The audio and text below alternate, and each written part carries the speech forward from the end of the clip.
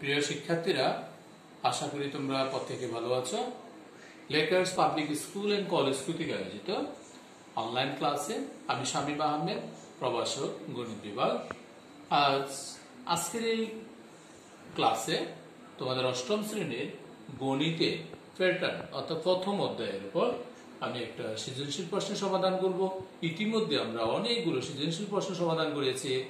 যারা প্রতিনিয়ত আমাদের সাথে ক্লাসে ছিলে, ক্লাস করেছো, তারা প্রত্যেকে দেখেছো এবং আশা করি প্রত্যেকে ক্লাসগুলো করেছো এবং খাতায় উঠিয়ে নিয়েছো।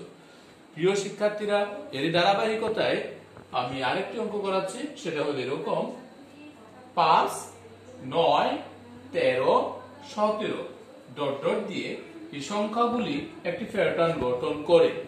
এই সংখ্যাগুলো যদি একটি প্যাটার্ন গঠন করে, তাহলে প্যাটার্নটির পরবর্তী তিনটি পদ কত হবে তোমাকে নির্ণয় করতে হবে।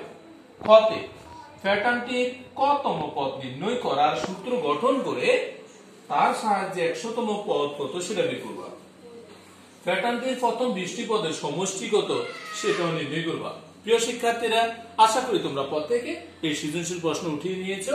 তো আমরা যদি প্রথম প্রশ্নের সমাধান করি, তোমাকে এই প্যাটার্নটির পরবর্তী দুটি পদ নির্ণয় করতে বলছে। তাহলে ক এর সমাধান।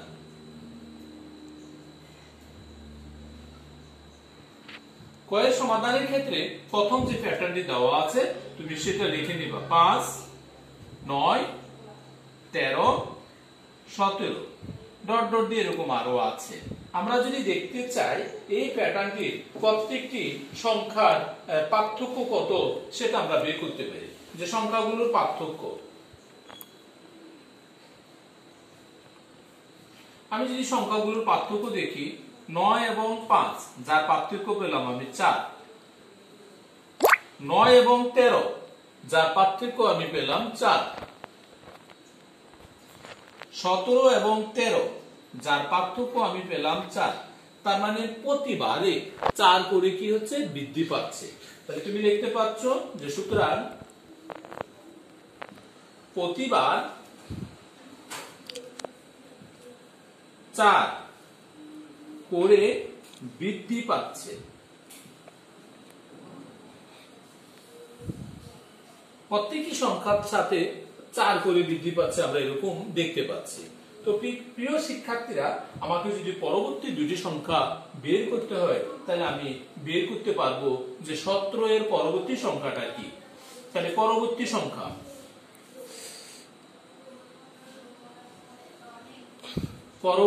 সংখ্যা তিনটি। তার মানে 17 যোগ 4 সমান সমান 21। পরেরটা হবে 21 যোগ 4 সমান হবে 25 এবং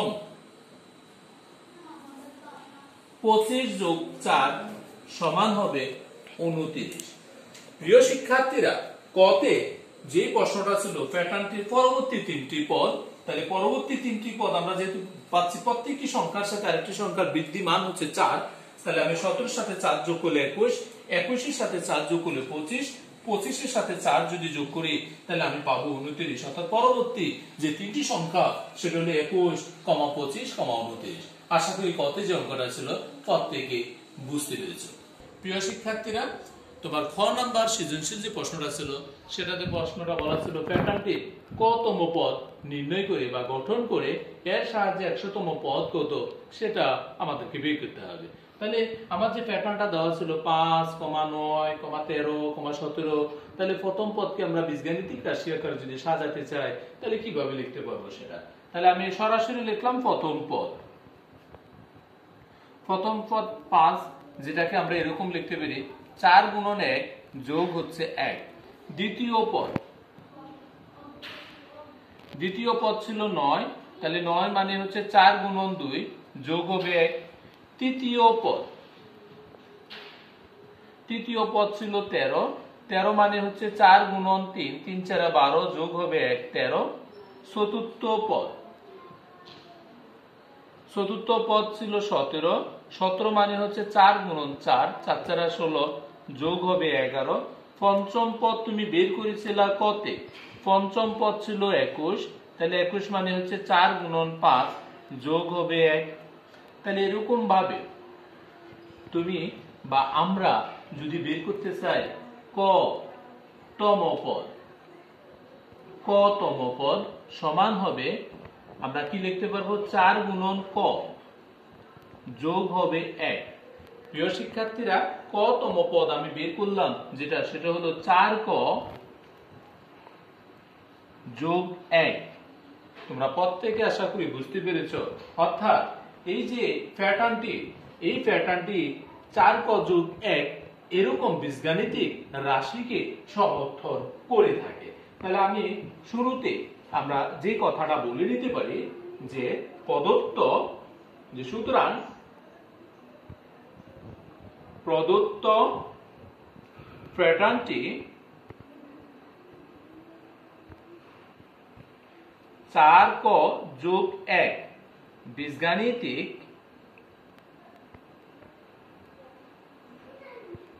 রাশিকে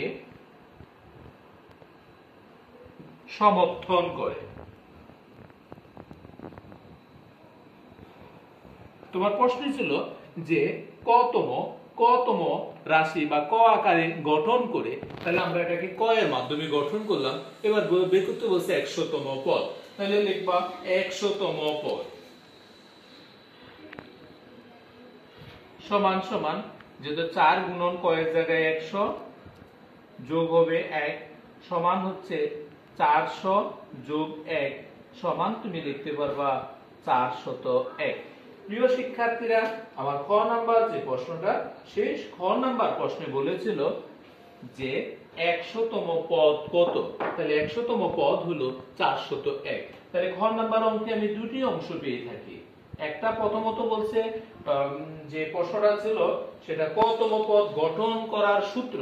তাহলে সূত্রটা হচ্ছে এরকম যে 4ক যোগ 1 এবং 100তম পদ যেটা ছিল সেটা হচ্ছে 401। আশা করি তোমরা খ নাম্বারের যে অঙ্কটা সেটা ভালোভাবে বুঝতে পেরেছো এবং খাতায় উঠিয়ে নিয়েছো। প্রিয় শিক্ষার্থীরা, আমাদের এই প্যাটার্নের আলোকে গ নাম্বারের যে অঙ্কটা ছিল সেটা বলছিল প্রদত্ত প্যাটার্নটির প্রথম 20টি পদের সমষ্টি কত বের করতে হবে। তাহলে দেওয়া ছিল যেটা দেওয়া আছে প্যাটার্নটি 5, 9, 13, 17 এভাবে। তাহলে তুমি খ থেকে পেয়েছিলাম খ হতে প্রাপ্ত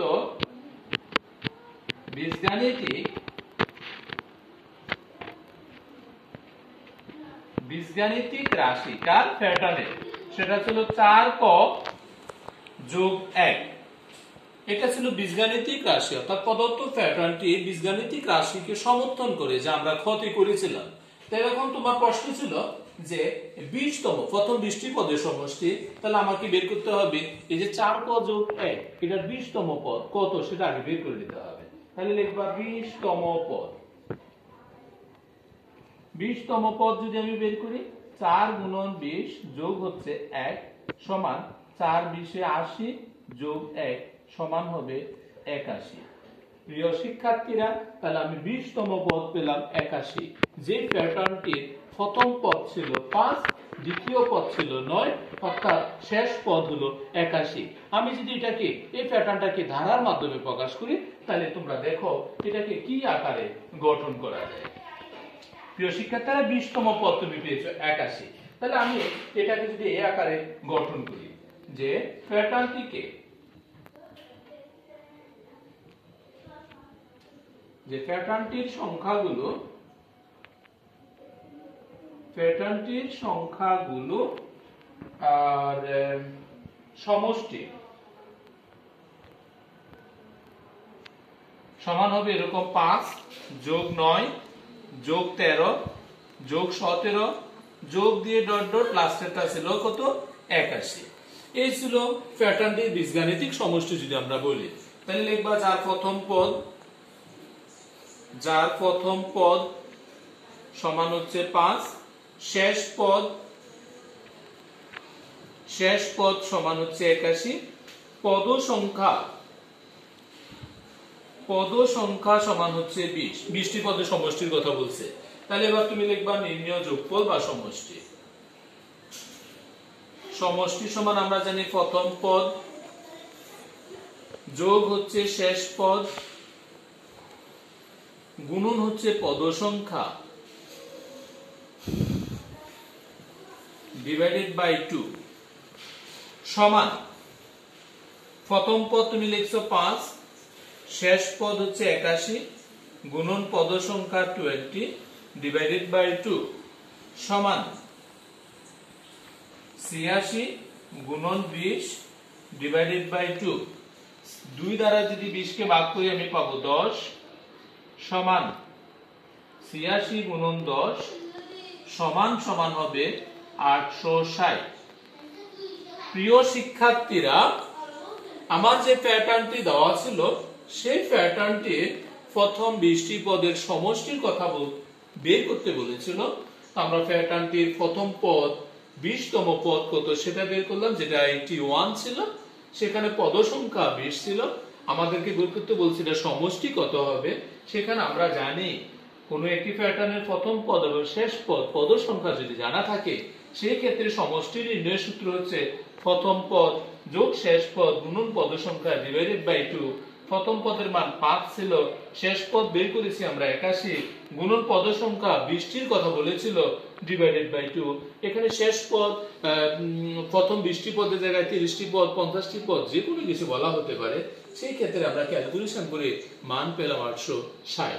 প্রিয় শিক্ষার্থীরা, আজকের এই ক্লাস পর্যন্ত তোমরা যারা কন্টিনিউ আমাদের সাথে ক্লাসে ছিলে, ক্লাস করেছো, সেখানে দেখতে পেয়েছো যা করেছো যে প্যাটার্নের উপর আমরা অনেকগুলো সৃজনশীল প্রশ্ন সমাধান করেছি এবং প্রত্যেকে সেই অঙ্কগুলো খাতায় উঠিয়ে নিয়েছো। এটাই আমার প্রত্যাশা।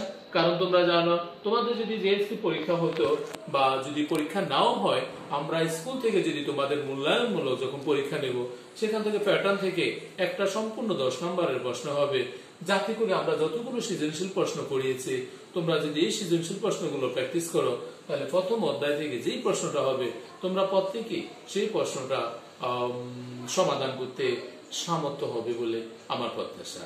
সবাই ভালো থাকবে। আল্লাহ হাফেজ।